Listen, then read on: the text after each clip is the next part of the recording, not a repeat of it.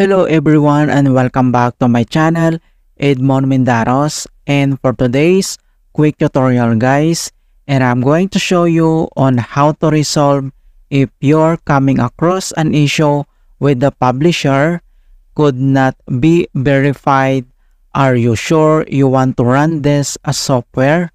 So basically it just means so your computer is unable to verify the origin or validity of a file you're attempting to open.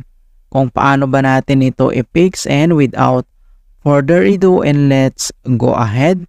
So all you have to do is to open up on a search menu, and dito sa search for apps, so kailangan mo lang i-type dito yung command keyword na gpedit.msc, and then i-click mo lang dito yung open, and ito yung tinatawag na local group policy editor. And then next step, so dito lang sa local computer policy, and then kailangan mo lang i-select dito yung user configurations. Under dito ay kailangan mo lang i-click dito yung administrative templates, so double click ka lang. And next step ay kailangan mo lang i-select dito yung Windows component, so double click ulit dito.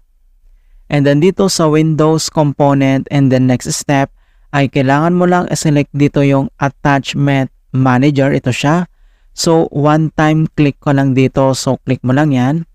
And dito lang sa right side makikita mo dito yung kanyang attachment manager settings, and then kailangan mo lang i-select dito yung inclusions list for moderate risk file types. Okay? So ang gagawin natin dito ay kailangan mo lang i-select and double click ka lang. And then pop up itong kanyang inclusions list for moderate risk file type settings. So ang next step ay kailangan lang natin enable ito. So click mo lang tong enabled. And then dito sa baba ay kailangan mo lang i-click dito yung apply. And then i-click mo lang dito yung okay. Alright, so after dito sa local group policy editor, and then close lang natin yan. At dito lang sa start menu, and then kailangan mo lang mag-restart. Okay, click mo lang yan. Alright, so ganoon lang po kasimple on how to fix the publishers could not be verified.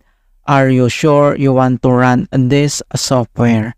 And please don't forget to like this video and subscribe to my channel for more quality content. Thank you guys, and see you in my next tutorial.